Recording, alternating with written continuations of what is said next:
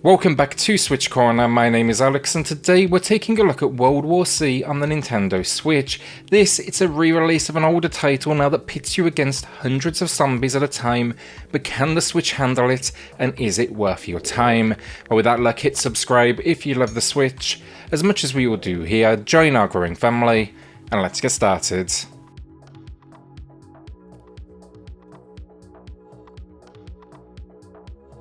So story-wise, it follows loosely some of the events from the movie from the perspective of new characters.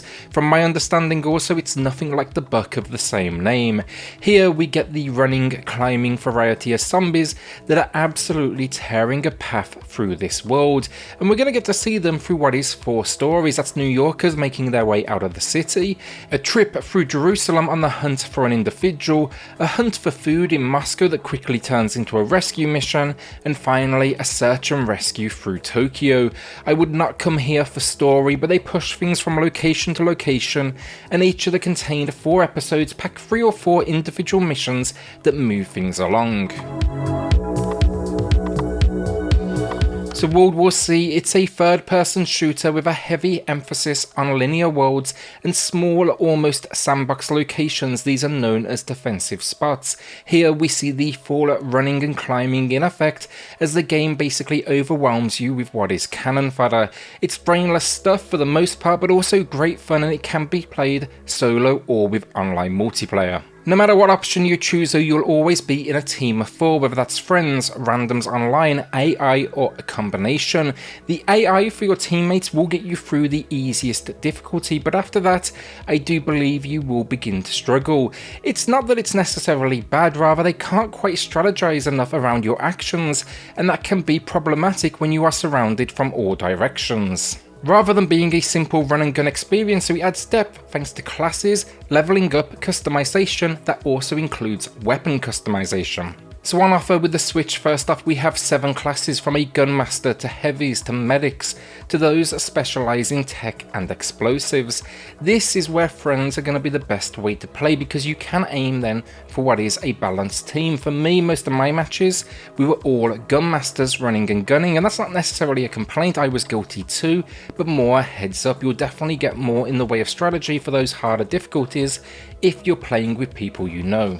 Alongside this then, you can use a skill tree to progress your class of choice. For me, this was adding new starting weapons, changing reload speeds, increasing health, and then upping the damage on explosives. You can also customize your weapons as well, which increases areas such as damage, accuracy, handling, and fire rate. Naturally though, to do all of this, you're going to need to earn the in-game currency. This is done by completing missions. You can also then buy cosmetics, but I'd suggest to leave that till last, as it has no impact on the included 16 characters across the 4 stories. While the design of these episodes then are for sure repetitive, move from spot to spot, defend a location, repeat, there's still an incredible level of satisfaction in mowing down these sprinting enemies, and the game constantly feeds you new enemy types, from those that poison you to heavies to those that even explode.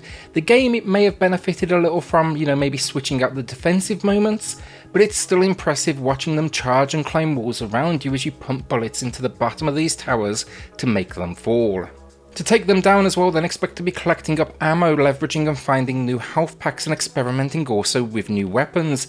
The weapons in game come in 3 forms, that's sidearms, primary and special heavy weapons, think like rocket launchers and huge machine guns. Outside of that though, go find locations, find buttons and levers, unlock locations, protect the occasional ally and set traps. One thing I wish they had leveraged more, such as barbed wire, electrocuted panels, stationary guns, and even mortars. One thing that definitely helps with the loop as well, the 4 episodes, 4 different locations, it goes a long way to keeping things fresh. When it comes to extra content then, sadly we are missing the Paris episode that came with the Game of the Year edition. Also then the recent Aftermath release, I believe that was half free, half paid on other platforms, that's also absent as well. The Paris bit especially disappointing. Here though, I will say at least we still do get some good stuff. Challenge mode first off then is simple enough. You choose normal or hard, it throws you into a location, it's a game of survival. The twist, You've got a bull that cannot be killed chasing you. You also have asthma, so sprinting makes you lose 3% health every second. Finally, of course, expect a whole lot of zombies. It's a cool spin on things and you earn experience by doing it. And that goes for nearly everything in game. Also, your class levels up and the game gives handy recommendations for like when you should face that next difficulty, 2 of the initial 5 being locked away. Finally, PvP VC online multiplayer, it's packing 5 modes. That's going to be Swarm Domination, you'll be capturing zones as a team. We get King of the Hill, Swarm Deathmatch, which is kill everyone kind of mode. And then Scavenger Raid and Vaccine Hunt. Sadly though, on day of launch I only found 1 match and that took nearly 20 minutes, so I'd definitely be wary if competitive online play is something you're looking for. Basically though, my suggestion, come here for the co-op campaign. That's the magic with this one. It's designed to be replayed, to have you level up, to dial up that difficulty, and then build out your class, and that is for sure addictive. It's constantly rewarding every single action you take. Problems wise, outside of the AI for your teammates at higher difficulties, I did notice a very slight input lag. It seems to be down to its online design. You do get used to it though. The game's zombie AI then, that can also be a little unusual at times. You know, they get stuck in the world in certain locations and so on. And then again, like, it's very light on creative ideas. What you do in the first mission is the same in the last, and character skins, they can't hide that. I'd suggest here a few episodes here and there rather than long intense sittings. To give you an idea as well, a single run, it's going to take you about 6 to 7 hours on easy, and that's if you die a few times along the way. So frame rate, and it's not bad when you factor in just how much is going on here. You know, we're talking hundreds of zombies on screen at each time, and at the end of each episode, as the game calls it, you'll see kill counts in the hundreds to kind of reinforce that. More enclosed locations or even larger ones with light zombie activity is going to be floating around 30 with slight fluctuations above and below. In defensive moments though, when the swarm comes, it can drop as low as 20. It's noticeable, but at the same time, with so much bullet fodder on screen, I wouldn't say it was awful. This is less a game of shooting accurately and more a game of mowing down a sea of zombies. With no crossplay though, it should not go against you. With the online competitive mode, I did only get 1 game, and there it seemed to be a bit more stable around that 30 mark. So graphically, it's okay. There's a lot going on in this world. The swarms of zombies are still absolutely impress though, and the locations from Moscow to New York to Tokyo, they each impress and definitely stand out. The trade-off though, it's a very soft image when docked, pixelation is apparent, pop-in for open world moments as waves attack, it's noticeable, but it's always in the background beyond the player's reach, more showing their approach path than anything else. Also then, texture detail, models, they've all been lowered.